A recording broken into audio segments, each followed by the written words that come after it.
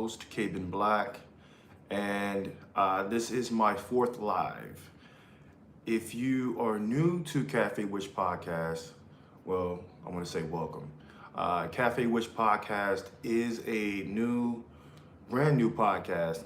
I'm still in development of creating content focused on Black perspectives, Black people groups perspectives. I am excited actually of doing this. This is something that is very important to me because I believe that having one's own perspectives to be understood is very good. Listening to people, hearing from people is always great. And I think podcast is a great way to do that. So without further ado, I want to get into the discussion for today. Okay, so this being my fourth weekly live, I want to go over some videos or episodes that I have recently uploaded.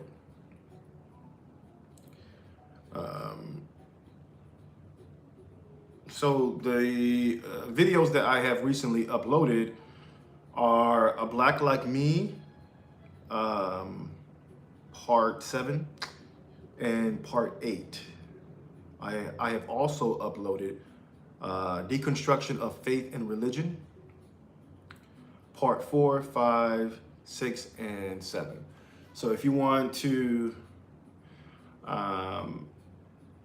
get caught up on those videos, I encourage you to check them out and listen to them. I'm not at the point right now where I can record my interviews or record my videos. I'm still developing, once again, this podcast. But I encourage you once again to check those out. Okay, so let me kind of go over the purpose of these different genres, if you will. So Cafe Witch Podcast is a vision that I have had for some time now. So this vision has been, I started maybe 2022. I talked with my family about it and let them know that I wanted to create a podcast, right?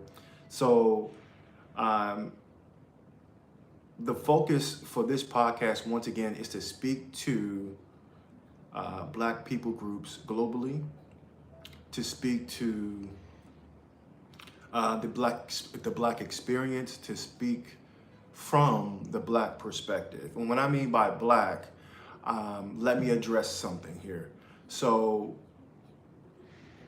I'm focusing on research, let me say it like that. So I'm back in school. I'm working on getting my master's, right? So and then eventually, Lord willing, my doctorate.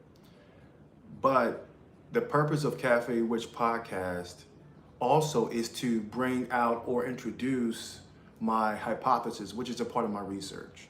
My hypothesis is entitled Kemetic Shemitic Hypothesis. And that may be boring for some people, but this place that I'm creating is a free, safe space for intellectuals, for free thinkers, for people who are into research or into the nerdy stuff, right? The stuff that people will probably fall asleep over. I happen to enjoy listening to conversations. I happen to enjoy learning and reading different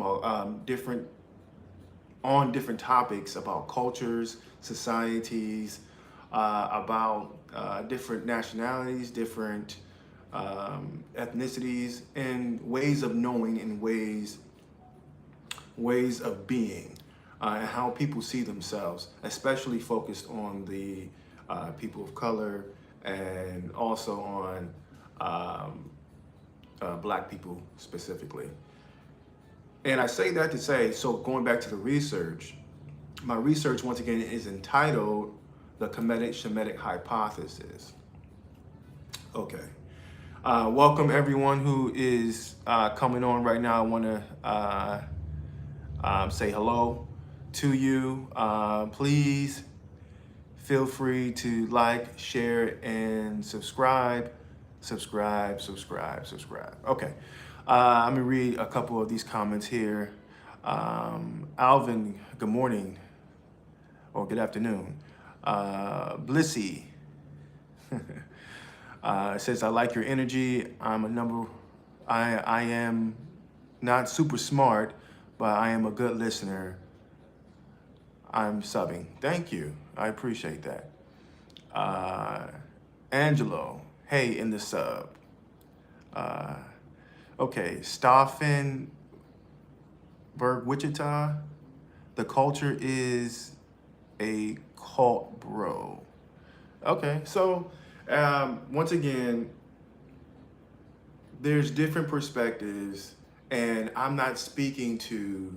So the Kemetic-Shemitic hypothesis is a perspective that speaks to the Black people groups' lenses, how they see things, and it's also factually, right? So it's not just research that's based upon a bias or an opinion. This hypothesis is centered around facts, right? Facts leads to truth. Truth leads to reality. Reality is how we see the world, or the world of worlds, as like I like to say, right? So I want to address something that someone said. Stauffenberg, Wichita says the culture is a cult. Well, let me just address that for a second. So culture. Well, let me say this. I got my degree in religion and philosophy, okay? And not that I am super learned or I know everything, but I like to prize myself on studying and learning and educating myself. So let's just take a moment to address culture. The culture is a cult. So culture is something that humans have created, right? To focus on our aims, our goals, and our identity. And it also centers around our politics, right? It's how we express ourselves. Culture is an art form, and it's also a science. It's a way of how we express ourselves, right? Culture is something that is shared. Culture is something that is taught.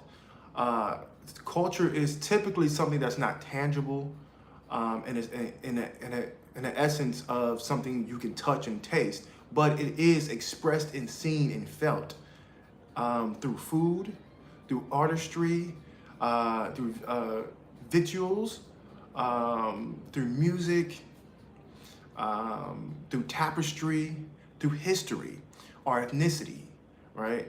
How we identify ourselves, our ways of knowing, our ways of being. That's culture. So when we look at the pre-word of culture, or the first four letters of culture, it says cult, right? So what is a cult? Well, cult is usually something that is a created system, right, of how people organize themselves, and usually it's manipulation or through control. So what does culture do? Culture gives us our identity. So if you are following a culture, then you are following a cult, right? So if you're an Asian, right, and you have Asian culture, then if you have Asian cultures, then these are Asian cults. If you are South American and you have South American cultures, those are South American cults. If you're North American, you have North American cultures, those are North American cults. It's how we organize ourselves. It's how we see things, because humans are sociable creatures. So let's take a look at, let's look up. So let's say someone may say, well, I disagree with you. I don't believe what you're saying. So let's go ahead and look up what culture is.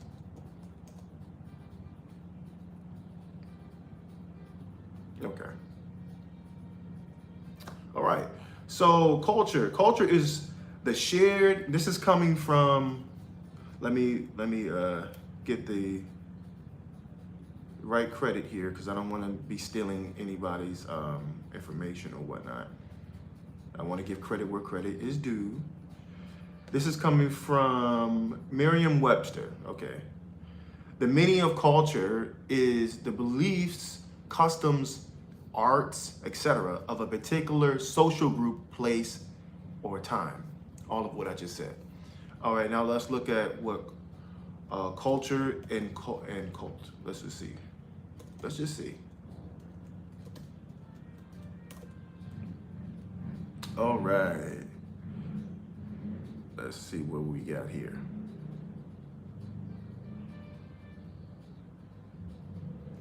All right, this is coming from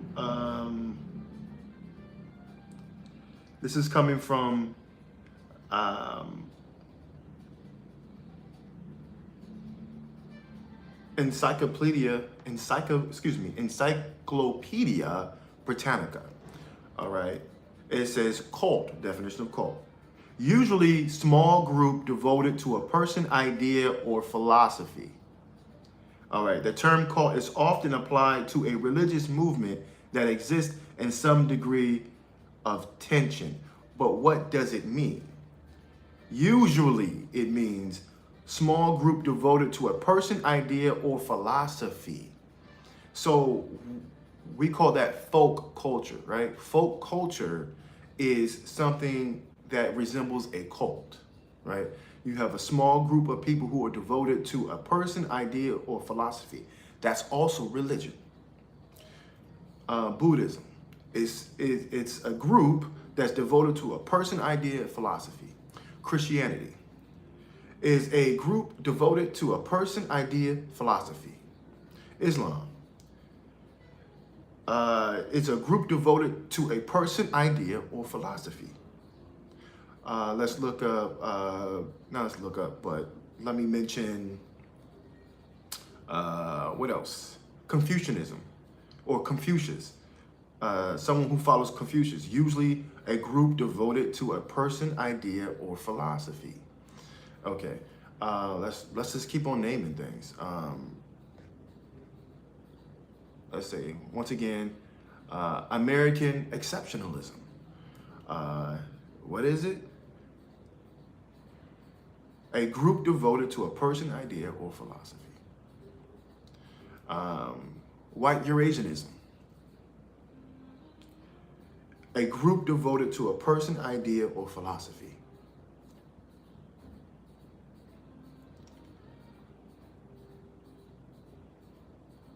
Afrocentric, to be Afrocentric. A group devoted to a person, idea, or philosophy. This is how we, because identity is important to people. And how people choose to identify themselves is how they're going to express themselves. So they're going to create a culture. Ways of knowing, ways of being. Okay, so let me get back to, I addressed Stauffenberg, Wichita, whatever.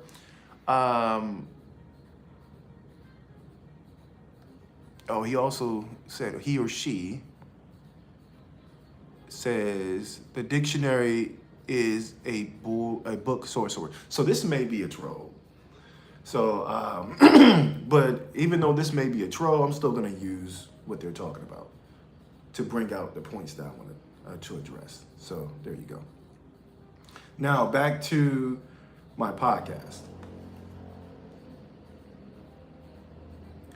All right, back to the live and discussion that I'm doing. Okay, so just to reiterate here again, I recently uploaded A Black Like Me, Part 7 and Part 8, and I recently uploaded Deconstruction of Faith and Religion, 4, 5, 6, and 7. So those are the different parts. Okay. I encourage anyone who's watching and everyone who is subscribed and people who are just not subscribed or just viewing this, I encourage you to check out those videos and just listen to the material.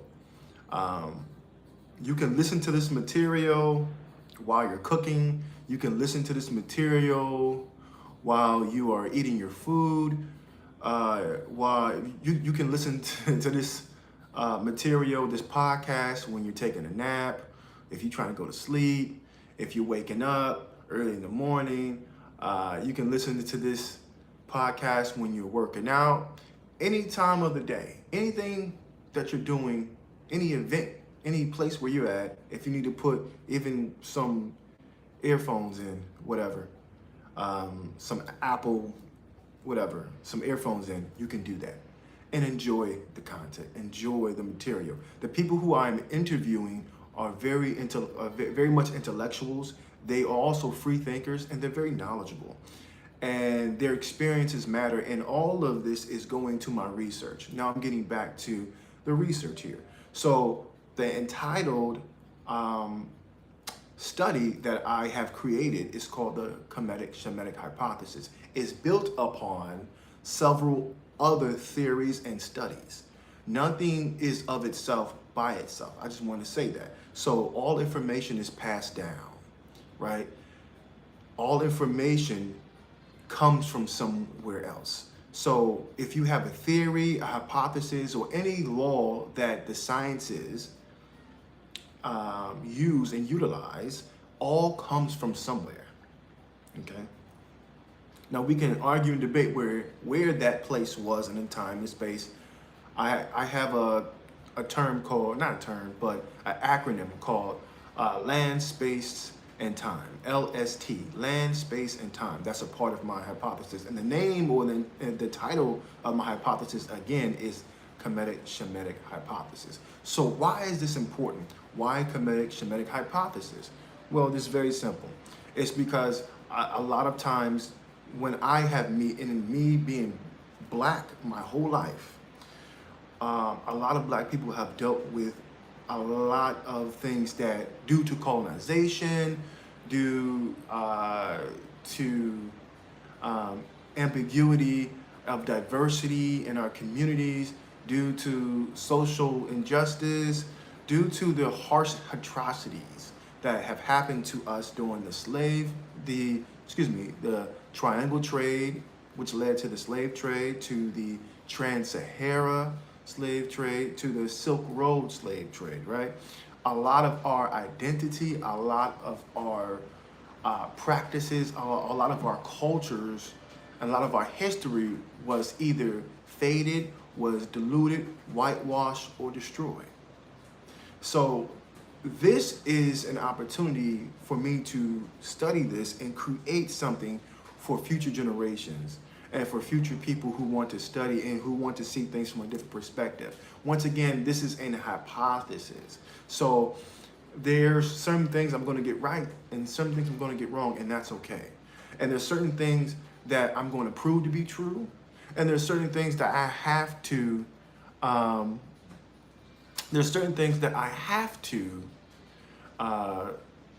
going to have to rediscover, right? There's certain things I have to address, right? And that's just how science works, okay? We use the scientific method for a reason. We use studies in science and sociology, history, theology, philosophy. We use all these things so that we can create a way of knowing, right? So this is to help and to aid in the Black experience, in the Black perspective.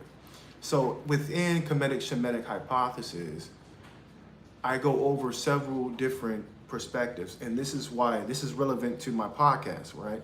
So in the Kemetic-Shemitic hypothesis, if you look at the YouTube podcast channel here, Café Podcast, you will see different types of topics being discussed in these interviews. You'll see colorism, which is a part of a Black like me. You'll see a Black like me, a gay like thee. You will see faith, fear, and frontier. You will see my journeys, like I went to journey to Ramblon, or just Ramblon. and you get to hear my experiences there and maybe see a couple pictures of what I was able to rediscover or to observe and learn, and also to share. Once again, you'll see a Black Like Me, Faith, Fear, and Frontier. You will also see deconstruction of faith and religion. You will see whiteness in film. These are different parts that are associated in a puzzle to my hypothesis. So every hypothesis has several different parts to it. So this is how I want to represent. Now I have different parts that I haven't even went into yet. Like one part that I haven't gone into is, well, I'm getting there. Whiteness in film. I haven't really got into it fully like I wanted to yet, but I'm getting there. A mother of us all. That's another part, right? The mother of us all. That's going into culture. That's going into how we as Homo sapiens developed in the motherland of Africa, and based on the theory out of the motherland of Africa, that's what I'm calling it. Based upon that theory, it shows that how Homo sapiens evolved socially, how we created civilization, how we created cultures, how we created spirituality, how we created mythology, how we created all these things, these markers in the beginning stages of humanity. In a time and place where historians and different anthropologists will call the prehistoric time period, right? The eras of the Neolithic and Paleolithic and all the lithics, right? Leading up to the early antiquity, and then we walk into middle antiquity. Middle antiquity, that's what I call it, but that's what historians will talk about as Rome and Greece and all that. Prehistoric predates Rome and Greece, right? That's just how it's addressed.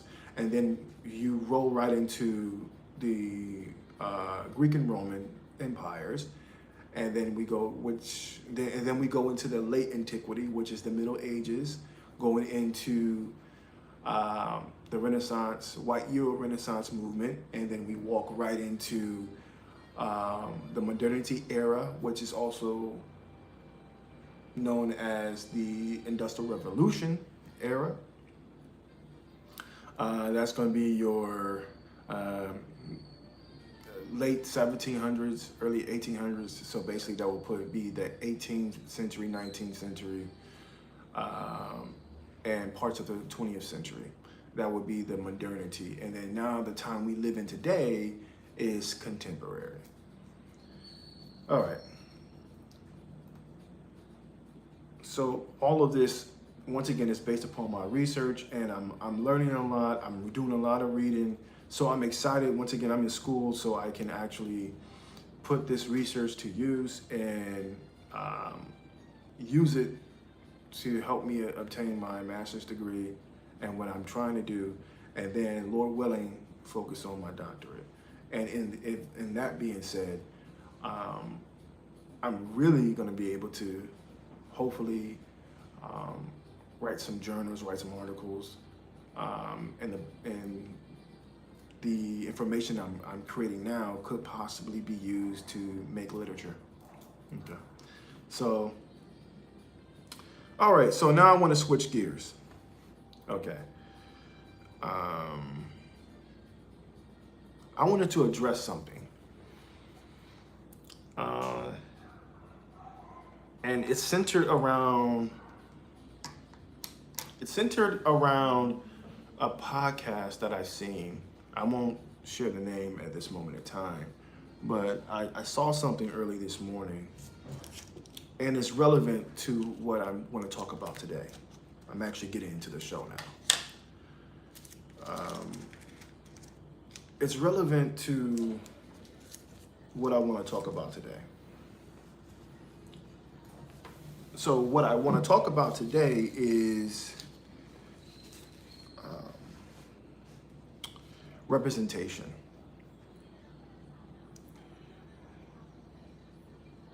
And the mythology of Black people, interpreted and expressed by white Euro people.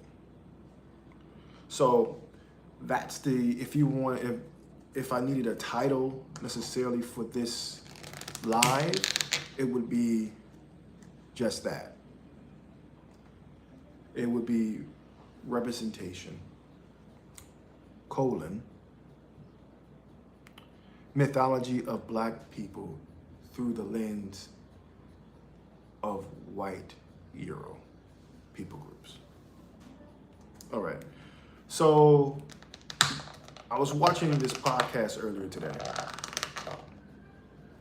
and it was addressing music. So there's a new song that came out in the States, in the United States of America. I'm an American. And the song was addressing or talking about scamming. It was talking about fraud. It was talking about unsavory things.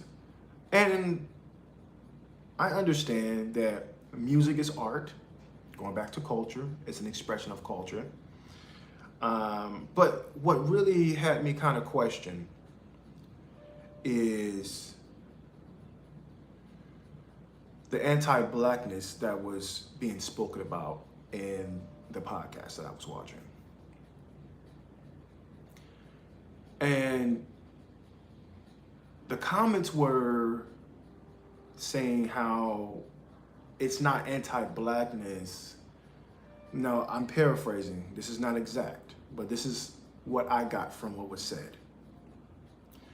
That anti-Blackness, it's not anti-Blackness, the music that is being presented or being shown or being sold in this regard is not anti-Blackness. And what's the music, right? Let me just tell you what it is.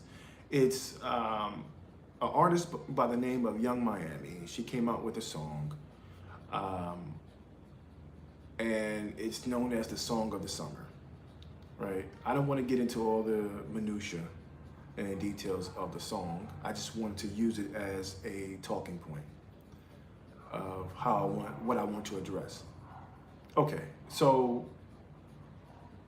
representation matters. And in the podcast I was watching, they were giving their viewpoints. And they were addressing how a famous singer by the name of India Arie, I love her music. I'm a big fan of hers. She's part of the neo-soul movement, the neo-soul genre, like so many others. Music Soul Child, Erykah Badu, just to name a few. And India Arie made a comment from what I got from the podcast. So this is me giving my take on what I heard from the podcast. So I could be 100% wrong in what I heard, but this is what I got from it. That India Arie made a comment of how the music that's being presented by Young Miami, or just in the song. So if I can depersonalize it, in the song itself,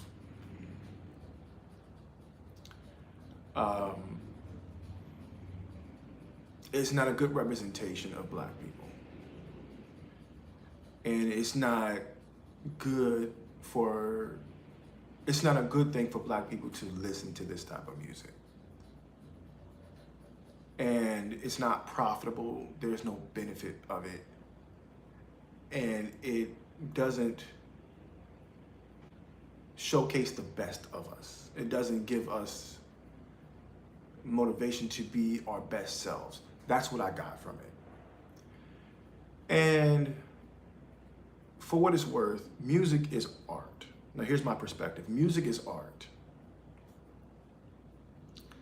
There's going to be a lot of subjectivity. But when we talk about anti-Blackness, then we have to objectify that. That's objectivity.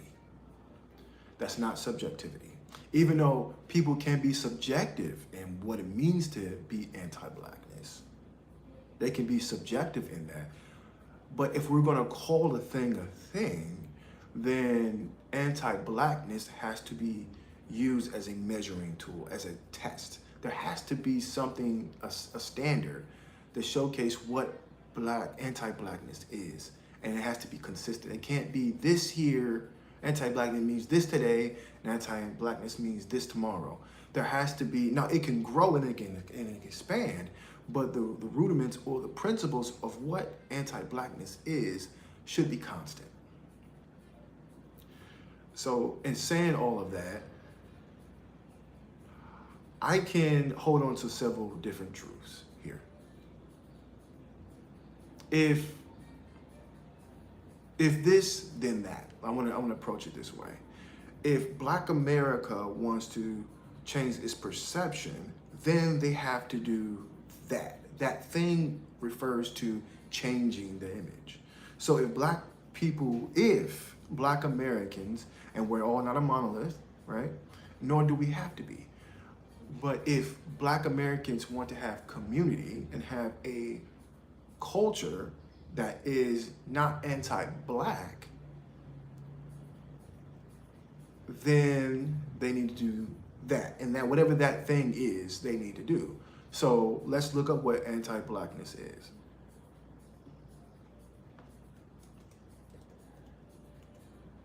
Or the term anti-Black. Let's just see what that means. Let's just get a working definition here.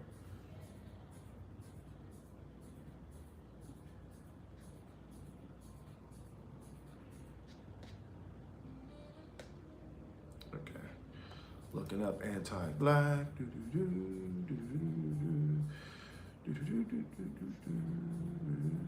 Okay. This is coming from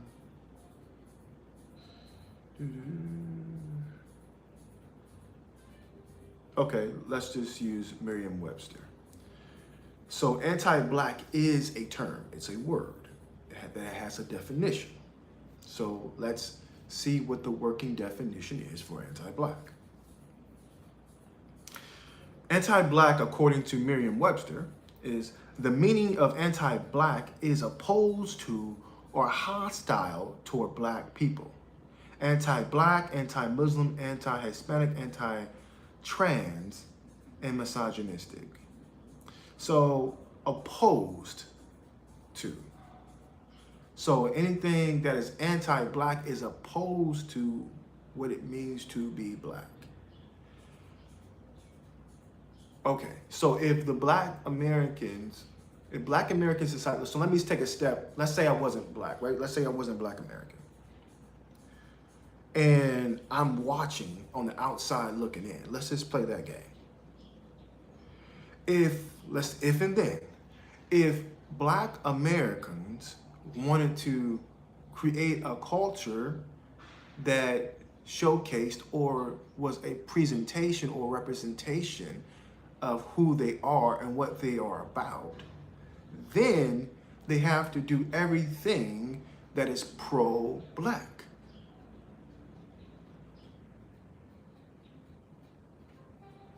So let's look up what pro-Black means. So anti means to be against. So let's see what pro-Black means.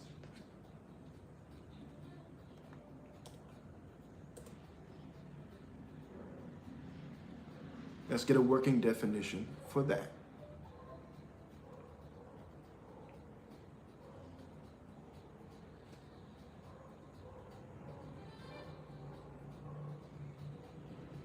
Now, this is coming from, now this definition I like, right? I haven't seen someone approach it like this. So this is coming from Medium, okay. For those who know, Medium is a place where journalists can come and write and write different opinions. Okay, so the article is entitled on Medium.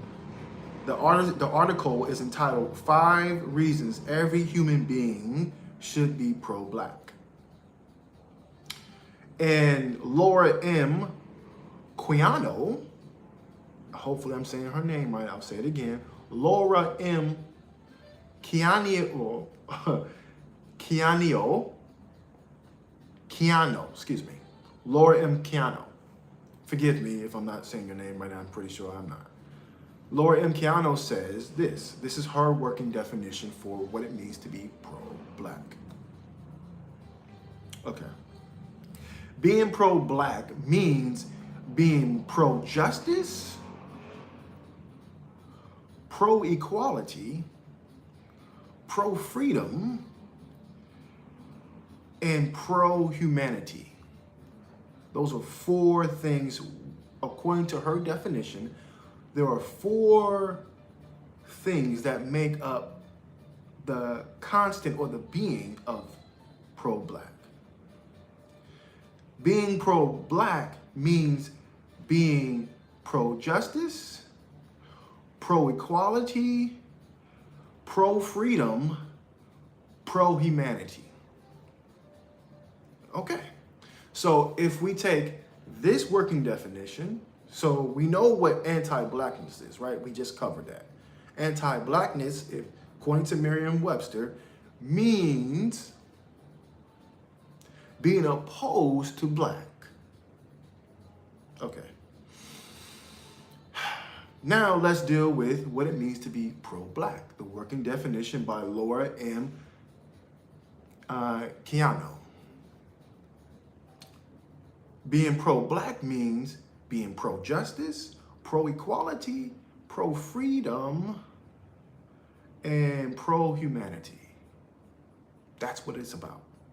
So, if and then, now let's go back. Once again, I am using this as a learning opportunity, and I'm using this once again as part of my research. So, I'm going to imagine, expanding our imagination.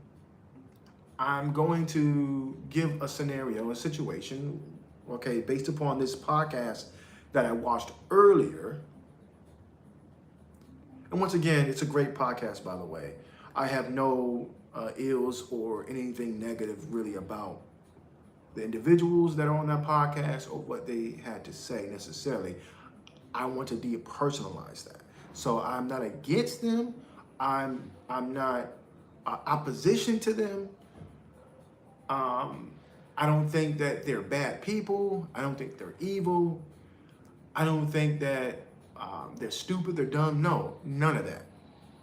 On the contrary, I think they're very smart. I think they're very intelligent, and I think their voices are needed. Okay? I think their voices are needed in this time, in this era that we live in today.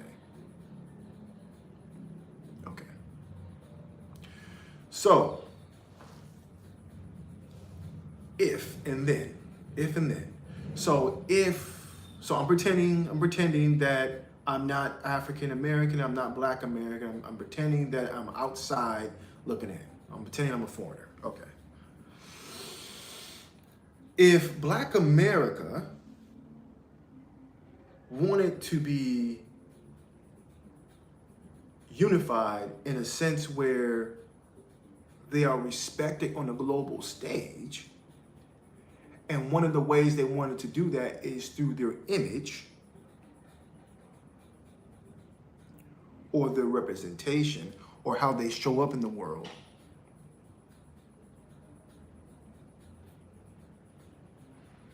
Then they would have to do that one thing, which is be pro-Black, according to Laura M. Keanu, which means be pro-justice, pro-equality, pro-freedom, pro-humanity. And that means that they cannot be anti-Black, opposition to Black people. Okay. Now let's look at this objectively. So if the song in regards to what the podcast was talking about, let's depersonalize it. I'm just making it about the art. If the artistry in question was viewed based upon the commentary of what I got from the podcast, is that that song is not anti-black and it has nothing to do with anti-black, I would disagree. Here is why. Because anti-black means to be opposition to. So, going if and then, if Black Americans want to be unified, change their their representation, change their image, and be respected on a global stage, then they would have to be pro-black. So is the song reflecting anti-blackness or pro-blackness? Which one? Is that song representing pro-blackness, anti-blackness or pro-blackness? In other words, is that song an opposition working against black, or is it helping black? Because it's not neutral. It's not neutral. Objectively, it's not neutral. So looking at this objectively, now let me say this, I enjoy listening to all forms of music. Black people have created all forms of music. Because before I give my breakdown of this, I just want to give black people their flowers, okay? Black people have created every genre of music, from rock and roll, to country, to rap, to hip hop, to the blues, to jazz, you name it. Bluegrass has its roots in black people, cultures.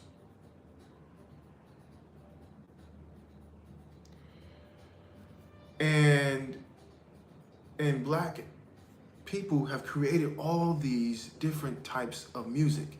And usually this music, majority of this music that we listen to today comes from the oppression that Black Americans have gone through. It was a way to vent and to channel and to express ourselves through our artistry. So through our pain, we created art.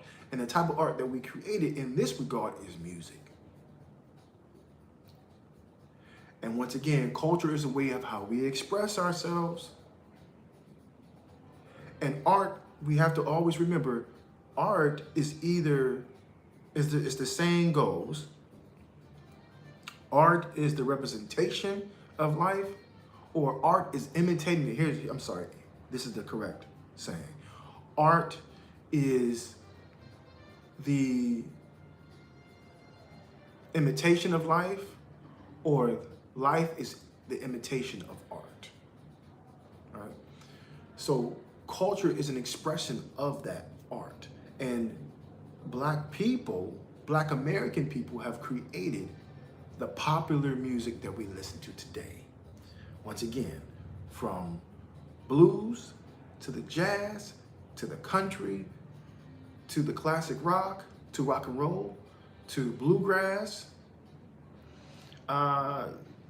to rap, to hip hop, to rhythm and blues. Black people created all of that.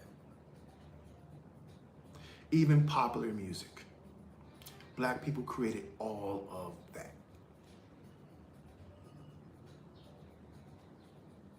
Black people created that.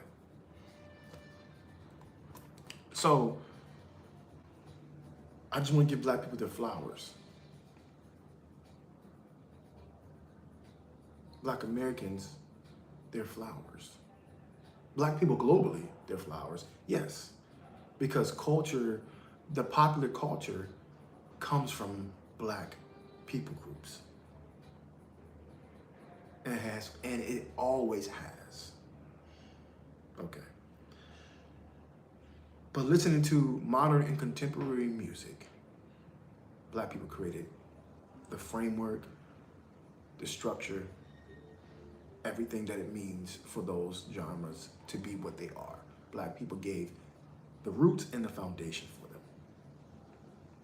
Hence, I'm saying that they created it. Okay. Now, going back to the topic of what I'm addressing.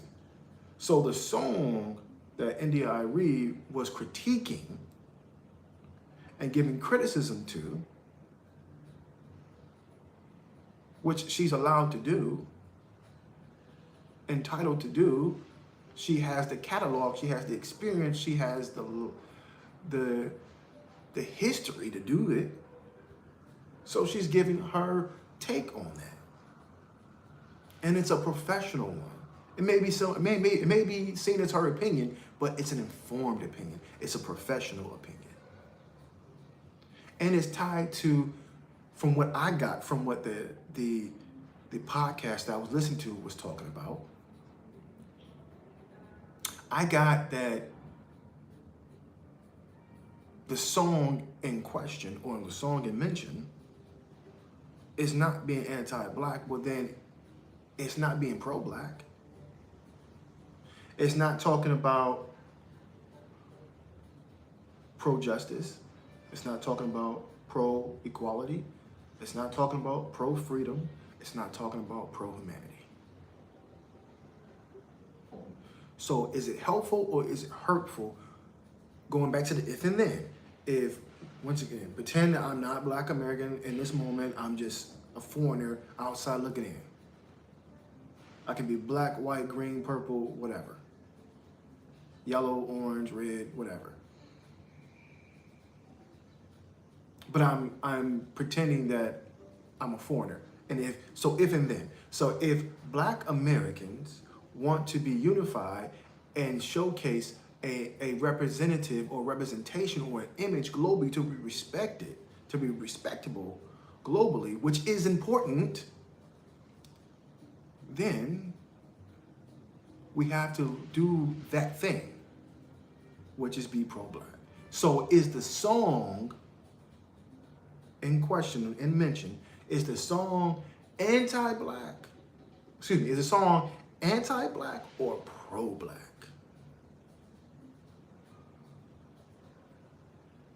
So that's looking at it objectively. Now, subjectively, now art is a subjective thing, but you can take an objective approach to it, whether it's helpful or hurtful, based upon how the culture is. Is music, because if we're going to talk about that song, we have to zoom out. So zooming in, we're looking at that song. Zooming out, we're seeing the bigger, broader picture. Does music, so now we have to ask the question, does music influence culture? Does music influence behavior? Does music create an image or showcase an image? It does. It's a part of your culture. Remember, culture is expressed through the arts, through artistry. And artistry is a marker to who you are. It's a part of your image. It's a part of what you are. It's part of who you are. It precedes you.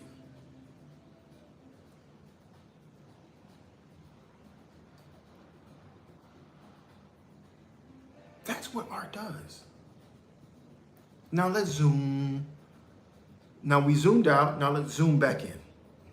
We zoomed out. Now let's zoom back in. Okay. Zooming in, we're going to look at the song.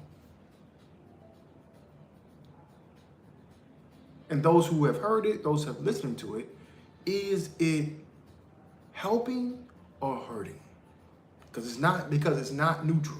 So is it, because once again, we got to go back to the top, go back to the if and then. If Black Americans want to be unified in their representation and image globally, to be respected globally, then they have to do that thing. That thing is to be pro-Black. So is the song objectively anti-Black or pro-Black? Is the song anti-Black or pro-Black? And that can be debated, but it has to be looked at objectively. So that's my little 2 cents. That's my little opinion on that. Moving forward, now I want to get into another point into the show. All right. Now, whiteness in film. Mythology of Black people. So white Euro people have created different tropes, different stereotypes of Black people in America. Black people globally, Black people groups globally, yes. But when we look at mythology of Black people, storytelling of Black people, what precedes them, what people know to be true, not necessarily true as factual, but know to be true for them, subjective truth. There is in film,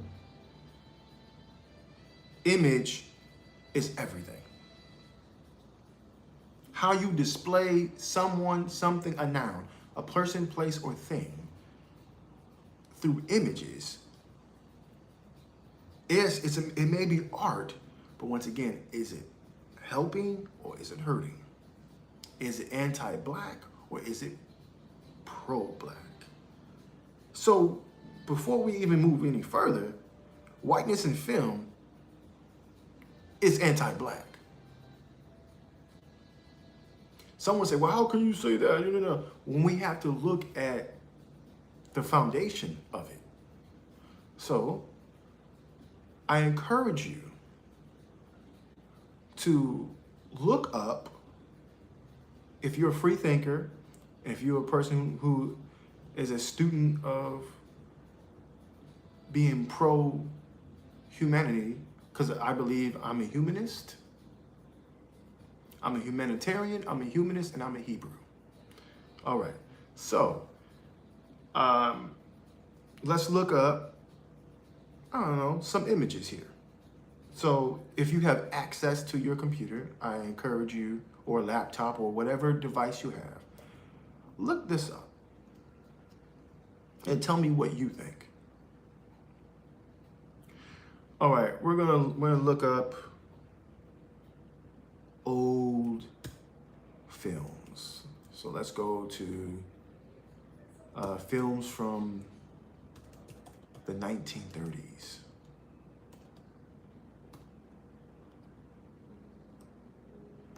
Okay.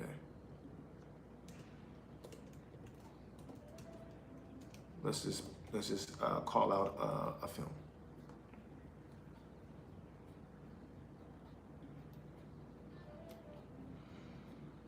All right. So we're doing this in real time.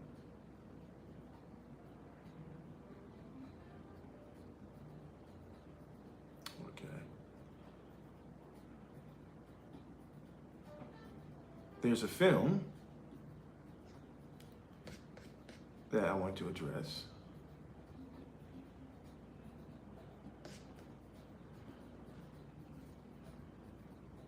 Let's see this.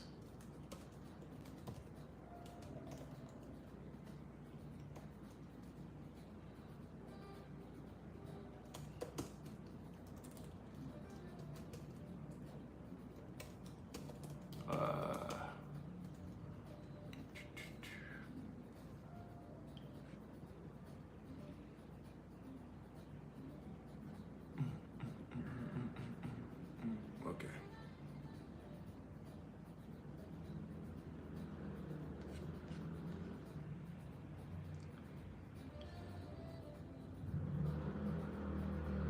All right.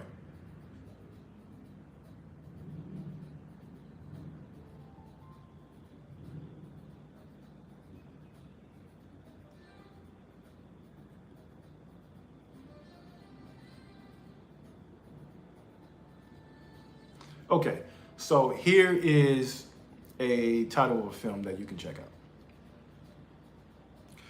out. Check out this film here, The Littlest Rebel, 1935. And this is this information. Let me give credit where credit is due. This is coming from Duke University Libraries exhibits. From blackface to black exploitation, representations of African Americans in film, 1930s. And let's just see what movies, let's just list the movies. The Littlest Rebel, 1935. Showboat, 1936. Gone with the Wind, 1939. And according to Duke University libraries, they say this: these type of movies that I just named continue to show African Americans in roles as butlers, drivers, laborers, maids, and mammies. These films also continue to celebrate romanticized ideas of the Old South and of the devoted servant. In the late 1930s and early 1940s, these domestic worker roles begin to be represented in urban household settings. So this is how Black Americans, as an example, how Black Americans were represented as the devoted servant.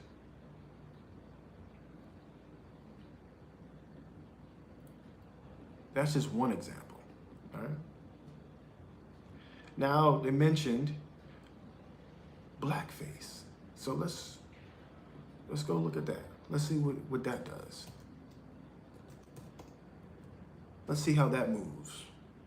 Let's see how that gives. Let's see, as Americans saying, let's see what is given. Let's see all the things. All right. This is coming from the National Museum of African American History and Culture. All right. From the Smithsonian. National Museum of African American History and Culture. From the source is Smithsonian. Okay. And the title of this article is Blackface, the Birth of an American Stereotype. Uh-oh. All right. Let's see what is given here. It shows a picture. So if you are able to look this up, I encourage you to be interactive with me and entertain me for a moment. Just go ahead and look this up. It's the Smithsonian. If you're watching this on the replay, follow along if you choose. Let's be interactive with each other. Okay. National Museum of African American History and Culture. This is produced or created, the source of this is from the Smithsonian. The title of this article is Defining Freedom, Defining Freedom. Blackface, the Birth of an American Stereotype. Okay. It shows a picture here. Looks like a very old picture, but it shows what it looks like to be a white person in blackface. Yeah, it just looks bad. It just looks bad.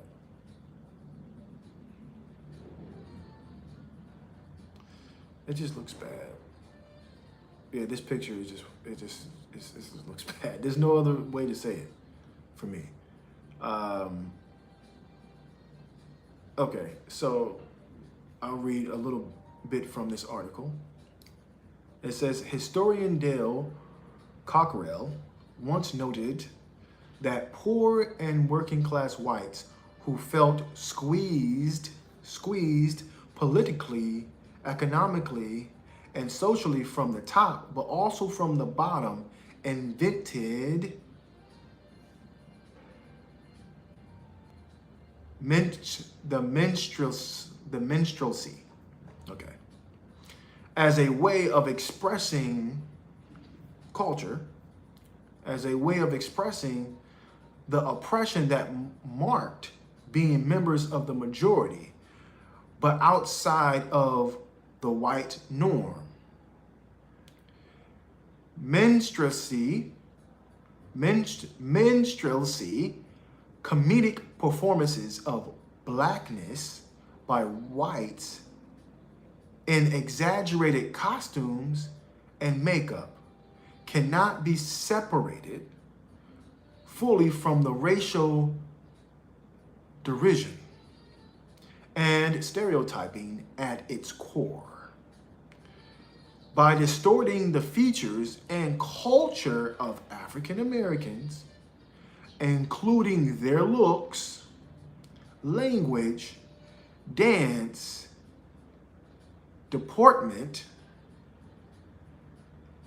and character, white Americans were able to codify whiteness across class and geopolitical lines as its antithesis. So they used blackface to create an image of Black Americans, a stereotype, a trope, a wise saying. White, your friendly neighborhood white Americans during the 1930s and before developed this minstrel or this minstrelsy because of their insecurities of not fitting in the white norm. What was the white norm? Being classy, being elegant, being top tier, top echelons, being groomed, being wealthy, being rich, having property, ownership, have their financials and their funds diversified, being educated, being accepted into private arenas, high-class VIP venues, being a person of good reputation.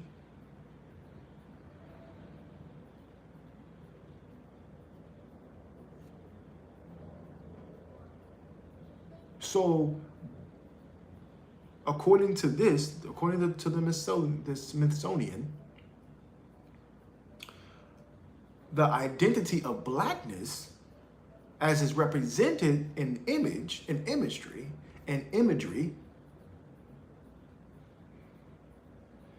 is a part of exploitation. And they created it because of the majority of white Americans, or the majority at that time, specifically that time, white Americans who were noted to be poor. So the majority of white Americans, according to historian Dale Cockrell, once noted that poor and working class whites who felt squeezed politically, economically, and socially from the top, but also from the bottom, invented minstrelsy as a way of expressing the oppression that marked being members of the majority, but outside of white norm. So, in order for white Americans to cope with their insecurities, with their lack, with their wanting, with all of their ills and troubles that they were going through, instead of focusing that on themselves, they focused on black people. and not in a good way. How did they focus on black people? Well, let's continue reading. Minstrelsy, this is what it is. You ever heard minstrel shows? This is where it comes from. Minstrelsy, comedy. This is their version of comedy. It's art, but is it anti-black or is it pro-black? Let's see. Minstrelsy, minstrelsy, comedic performances of blackness by whites, exaggeration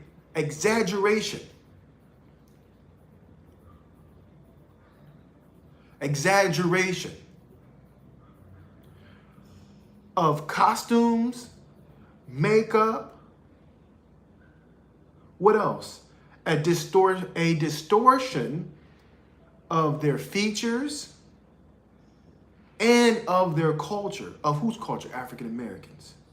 Including their looks, how they look, their countenance, their language, how they talk, their dialect, dance, how they move in rhythm and harmony and beat and through harmony and through the music, deportment. Let's see what deportment means, just in case someone don't know. Let's see what deportment means.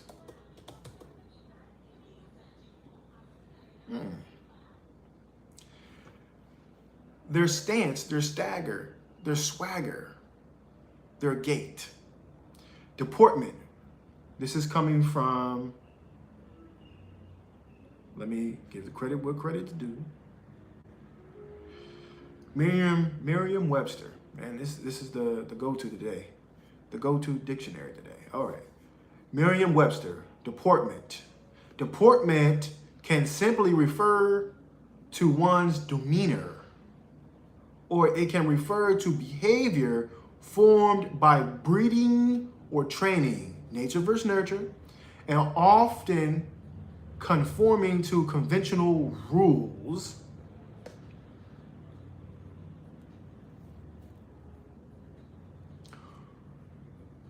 Conforming to conventional rules.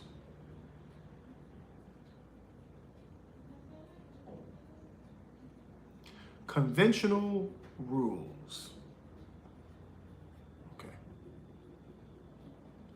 So they created rules and how they saw the role of blackness based upon their insecurities. So it's a custom. It's in the culture of white Euro-Americans to use blackness to exploit, to help with their insecurities, their infirmities, their illnesses, their lack, their wanting.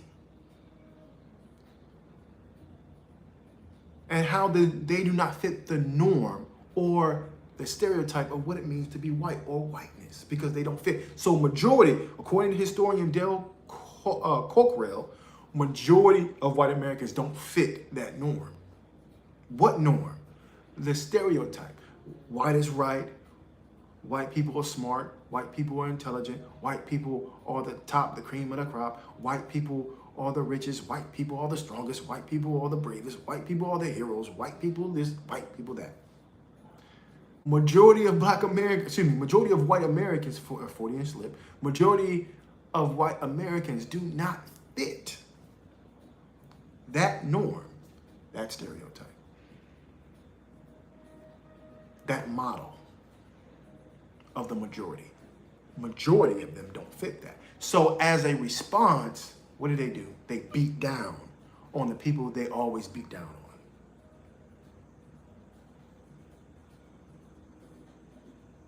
So when I'm talking about whiteness in film, once again, this is a part of my comedic-Semitic hypothesis.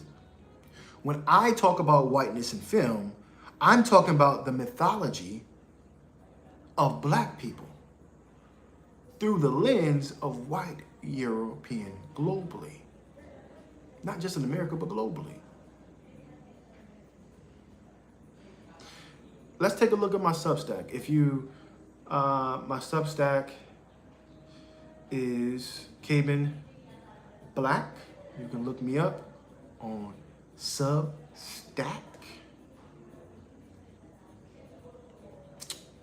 At Caven Black. That's my Substack. So I just want to take a look at my Substack here. And I want to take a look at, so I have different types of pictures, articles, videos, and documents, source documents that I give credit to the creators and those who created this to give them their credit for their intellectual property. On my Substack at Caven Black, there are different pictures you would see that I title it Human Zoo Commercial Ad. I'm being kind of funny there in a good way, trying to bring a little humor to something that is very not humorous at all, okay?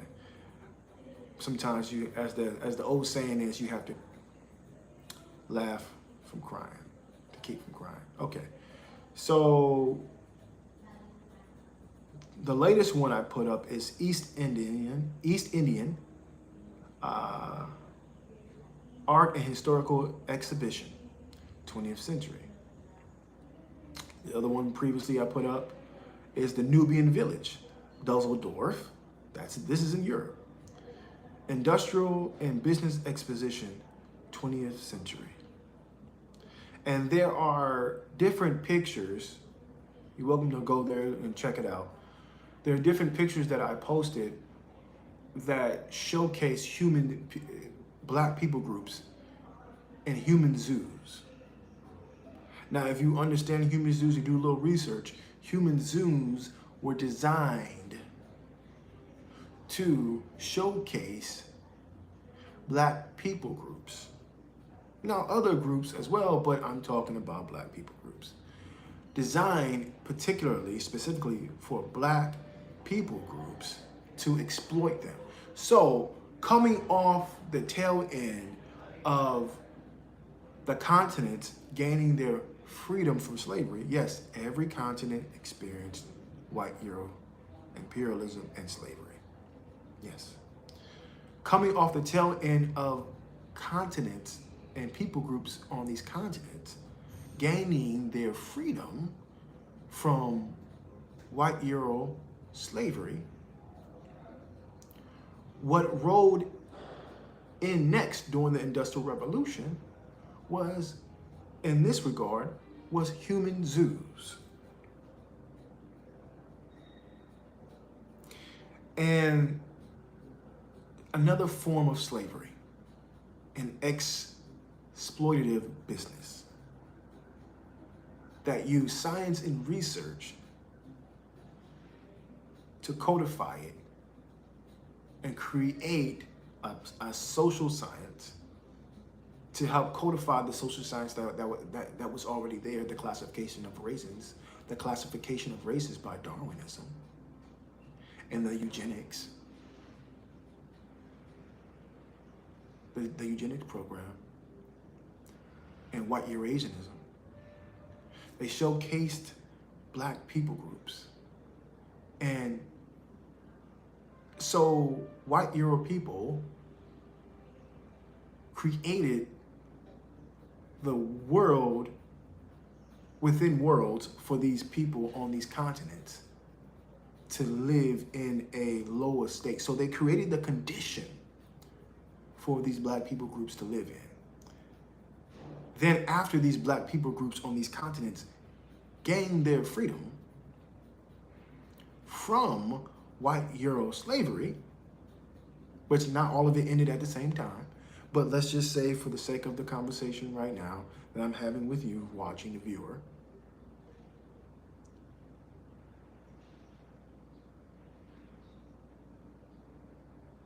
created what followed right after slavery in this regard was human zoos. So white Euro people created the condition, the elite of white Euro people and their military and their might and their colonization project and their imperialism strategy from 1492 until the late 1800s, what followed captivity, slavery, was human zoos, slavery of another form. And there was no wrong or right way to showcase these people groups. And a lot of these people groups joined the circus, joined the human zoos, because they were left destitute through the conditions that white Europe people put them in. So they moved from one captivity to right into another through white Euro capitalism, which exploited their condition, which white people created through the crown and through their religion. Really quickly, race, racism, racist.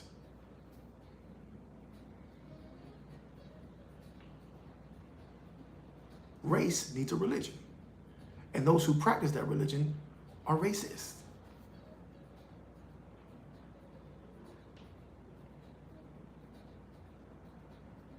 Race needs a vehicle.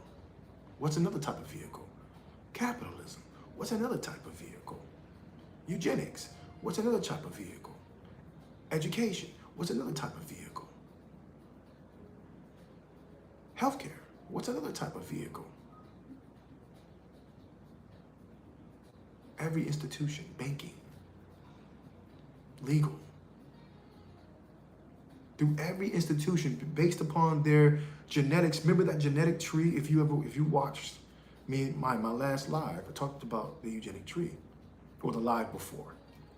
I talked about the eugenic tree, and the roots of the eugenic tree was going into all forms of institutions. That's what racism does. Now, going back to the topic of human zoos were created and designed to capitalize on the exploitation of Black people groups, to continue on the road to slavery, not the road to freedom. They got one freedom to go, just to get bound in another situation. And once again, white Euro people put their sciences in this. So they made this a scientific thing. And if you've been following along, you know this is my 4th live. So if you've been following along the previous 3 lives, you will know that race is pseudoscience. That human populations cannot be divided up by race. Scientifically, genetically, they cannot be.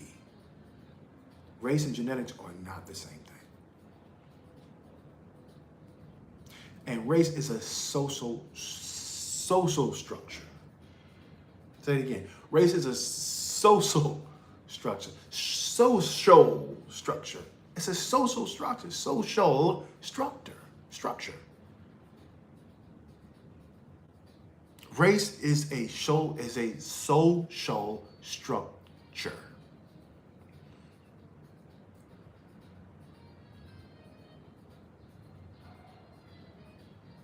It's not real. It's subjective. It's not objective. Now, there's an objective approach to racism through the eugenics program, through the colonization project, through the imperialism strategy. So, how is this all relevant? Let me bring it all together for you. Going back to the if and then. If Black Americans want to be unified in an image and in a representation of who they are, if and then, if they want that, then they have to do that thing, whatever that thing is. And I'm calling out, it's just an example, I'm calling out here pro-Black. And according to The definition, the working definition that we created here, not created, but we expounded upon here, is to be pro-black means to be pro-justice, pro-humanitarian, pro-freedom.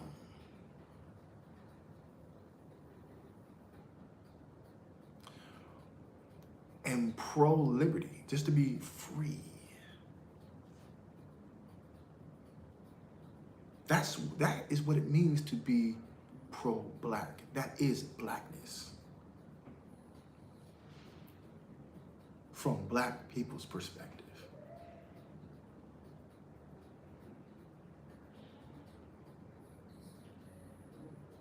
From white people's perspective, white people classify blacks as monkeys in their pseudoscience, as idiots, stupid, lazy. Yeah. You can see it in their images, in their pictures from the 1930s and even before, during the Humazu era. How is this all connected? Whiteness in film, the mythology. So white people created a mythology of black people. That's why the racism is coming from their insecurities. Their racism, their racism,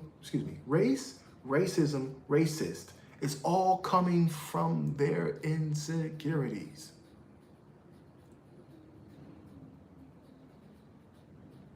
That's a perspective. It's coming from other things, multiple truths I can hold.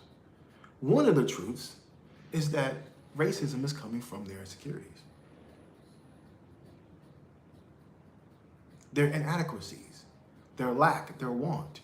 So they create tropes, stereotypes, they create mythology about black people groups. And if you've been watching my lives, my other 3 lives, that I have showcased that majority of people on the planet, in accordance to my Kemetic-Shemitic hypothesis, majority of the people on the face of the planet are genetically related, and majority of them are black and brown people. Black and brown people. So you can say black and brown people. And if you've been following along, you would know that black is a political term that they use, not just a racial term, but a political term, a race identity, politic, used by white European people globally. That the only way you're determined to be black, in their view, in their politics, is if you're from Africa within the 500 years because of transatlantic slavery, or you have African descent, or you're African descent within 500 years because of the transatlantic slavery, or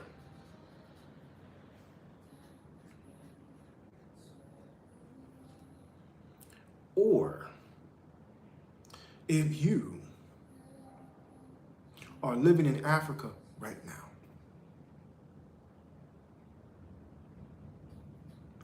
that's how they codify, or that's how they created the understanding of who's black and who's not. And I'm telling you, through my perspective, that my Kemetic-Shemitic hypothesis, that black people are majority of people on the face of the planet. Up to or slightly above 90%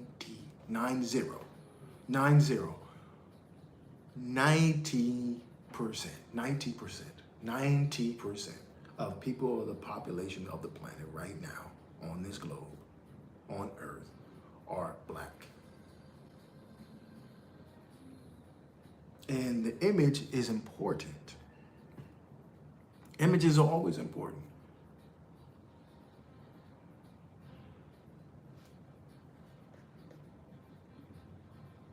So whiteness in film is a piece of the puzzle of my Kemetic Shemitic hypothesis. And when looking at whiteness in film, I'm observing imagery from the silent films of the 1910s to the classic Hollywood period from the 1930s to the 50s, going into the black exploitation films from the 1960s to the 1970s, early 1980s. Then from 1980s to the 2000s, right? How black people began during that time to change over time, slowly, the image of how we were represented, taking ownership of who we are. Now, we started that during the Harlem Renaissance, but that was subverted by Hollywood, right? That was destroyed by white Euro people. I don't care what religion, in my research, I don't care. A religion does not quantify, in my research, right? Religion does not quantify who you are as an identity. It's a part of your ethnicity, it's a part of your culture, it's a part of who you are spiritually, but who you are identity-wise, meaning genetic, who you are genetically, religion does not give you that. Now, I'm going on a tangent, but I have a saying that I've been working on, and it's culture comes from genetics. Genetics does not come from culture. Ethnicity can be broken up into two parts. It can be broken up by your genetics and or your culture. Genetics or your culture, or both of them. But as I'm observing it, as I'm researching it, as I'm breaking it down, your religion is not your genetic. Now, because ethnicity has been broken down into two parts, you can call your religion your ethnicity. You can call your culture your ethnicity.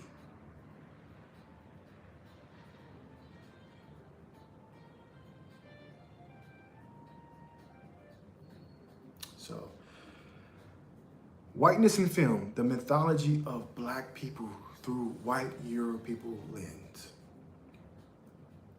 This is a quote that I read last night, and I want to continue this more, but I don't want to be on here for a long period of time.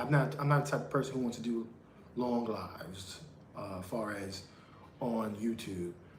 Now, if I go live on TikTok, I think I can be on there for like hours on end, right?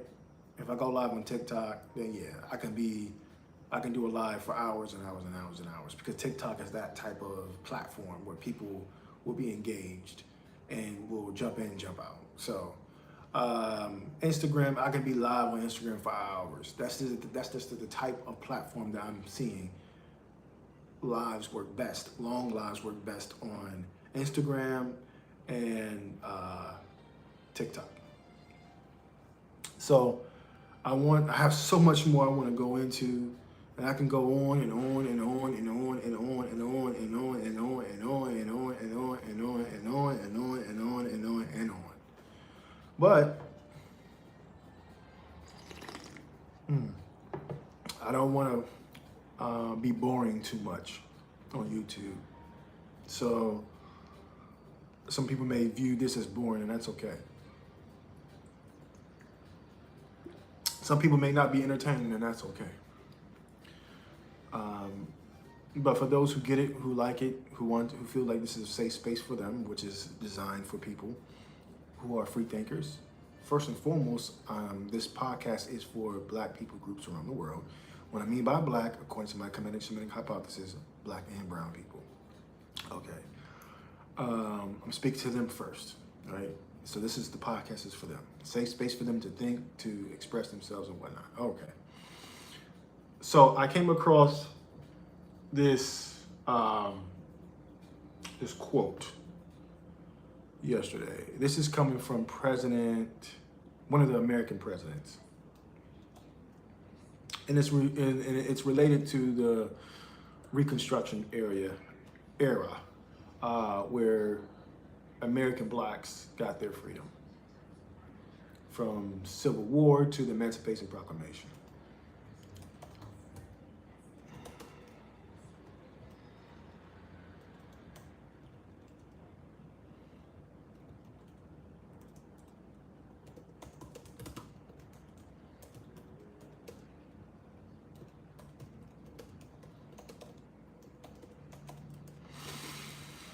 Okay.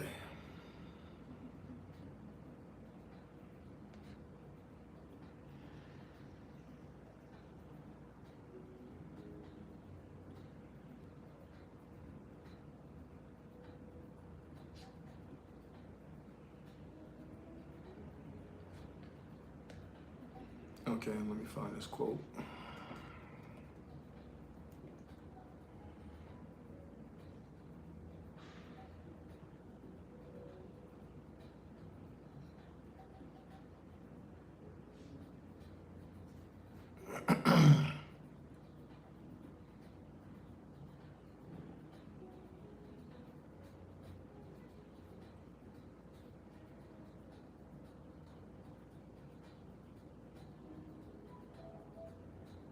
Okay, so this is a quote from President Lincoln. All right. Perhaps you have long been free, or all your lives. Your race is suffering, in my judgment, the greatest wrong inflicted on any people. But even when you cease to be slaves, you are yet far removed from being placed on an equality with the white race. You are cut off from many of the advantages which the other race enjoys. The aspiration of men is to enjoy equality with the best when free. But on this broad continent, not a single man of your race is made the equal of a single man of ours. Go where you are treated the best, and the ban is still upon you. I do not purpose to discuss this, but to present it as a fact with which we have to deal. I cannot, after it, if I would. It is a fact about which we all think and feel alike, I and you. We look to our condition, owing to the existence of the two races on this continent. I did not recount to you the effects of white men growing out of the institution of slavery. I believe in its general evil effects on the white race. See our present condition, the country engaged in war. Are white men cutting one another's throats, none knowing how far it will extend? And then consider what we know to be the truth. But for your race among us, there could not be war, although many men engaged on either side do not care for you. one way or the other. Nevertheless, I repeat, without the institution of slavery and the colored race as a basis, the war could not have an existence. It is better for us, therefore, to be separated. I know that there are free men among you who, even if they could better their condition, are not as much inclined to go out of the country as those who, being slaves, could obtain their freedom on this condition.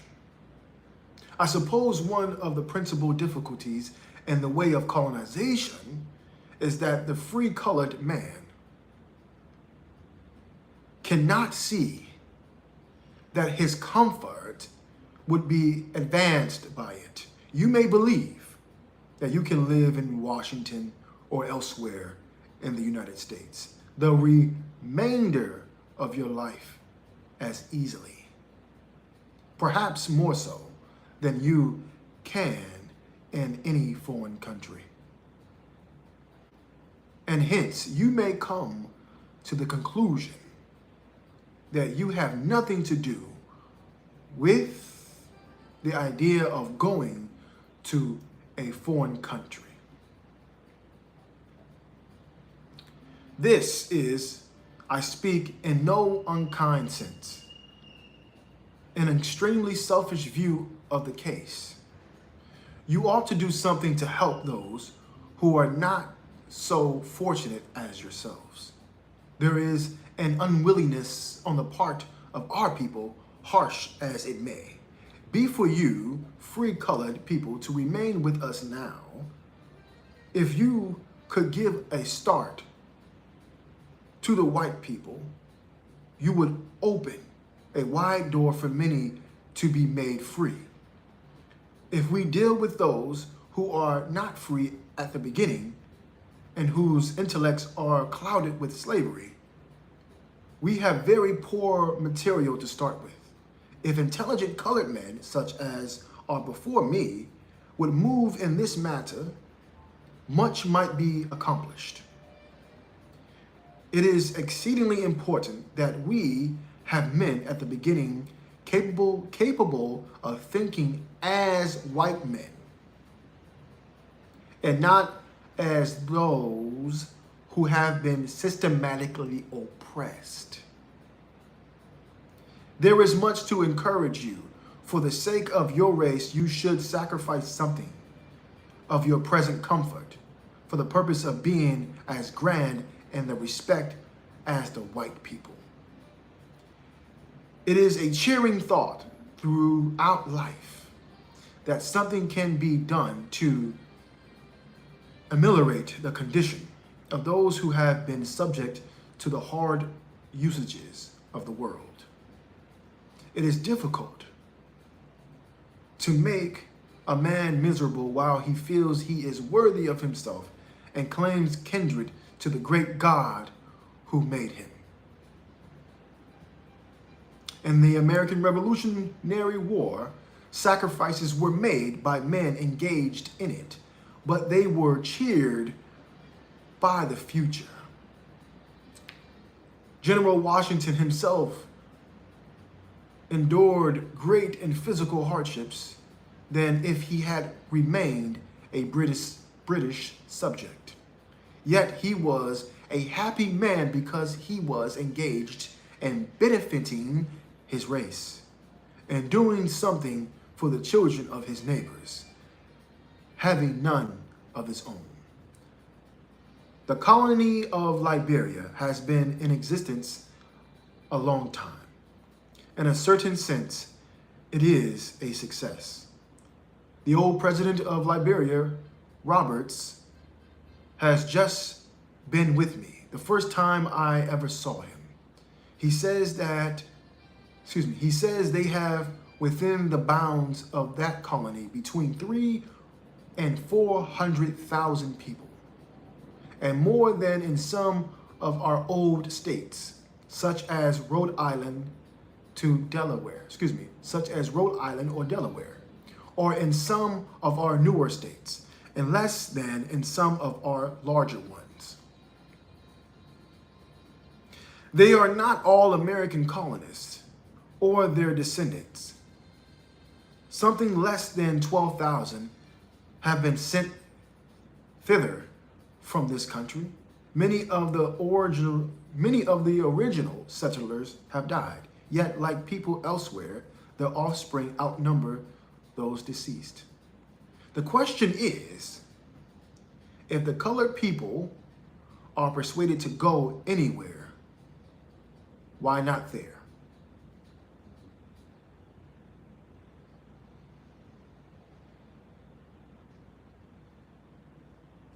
Then he mentions, the place I'm thinking about for a colony is in Central America. It is nearer to us than Liberia, not much more than 1/4 as far as Liberia, and within 7 days run by steamers. Unlike Liberia, it is a great line of travel. It is a highway. The country is a very excellent one for any people, and with great natural resources and advantages, and especially because of the similarity of climate with your native soil, thus being suited to your physical condition. The particular place I have in view is to be a great highway from the Atlantic or Caribbean Sea to the Pacific Ocean, and this particular place has all the advantages for a colony. On both sides, there are harbors among the finest in the world. Again, there is evidence of very rich coal mines. A certain amount of coal is valuable in any country. Why I attach so much importance to coal is it will afford any opportunity to the inhabitants for immediate employment till they get ready to settle permanently in their homes. If you take colonists where there is no good landing, there is a bad show. And so where there is nothing to cultivate and of which to make a farm. But if something is started so that you can get your daily bread as soon as you reach there, it is a great advantage. Coal land is the best thing I know of with which to commence an enterprise.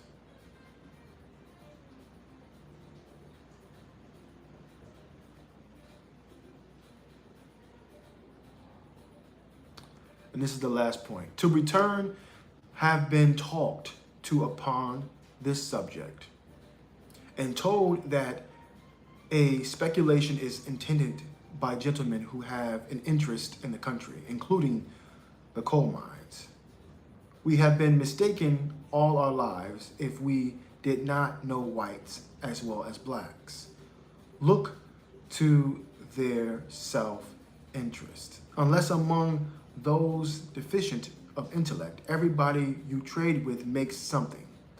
You meet with these things here and everywhere. If such persons have what will be advantaged to them, the question is whether it cannot be made of advantage to you.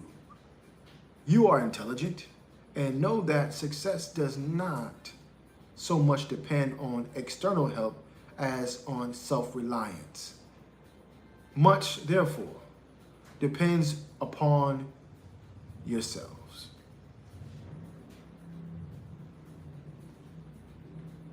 I end there. That was from President Abraham Lincoln. In summary of what he was known to say in that passage, that black people, white people, black people cannot live together. They cannot coexist. because the white man, the white woman, the white boy, the white girl will never see the black man, the black woman, the black girl, the black boy as equal. And nor will they ever make an effort, a real effort, to have equal footing with a black man, black woman, black girl, or black boy. And it's best that the black man, the black boy, the black girl, and the black man, the black woman, the black girl, the black boy, to relocate somewhere else. But nonetheless, wherever they go, whether they stay, they have to look out for their own self-interest.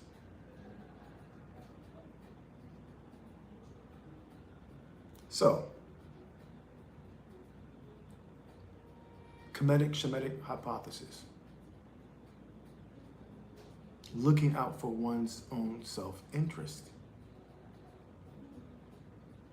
Doing what is beneficial pro-black.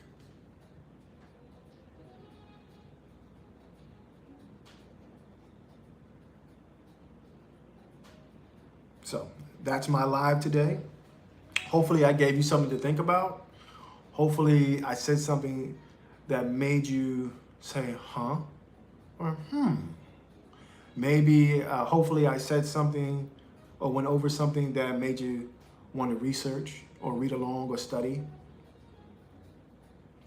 Hopefully this was entertaining to you. Hopefully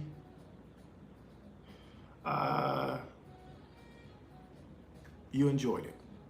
Either way, thank you for tuning in. I'm Caden Black, your host of Café Podcast. Until next time, be smart, be happy, be healthy. Take care, guys.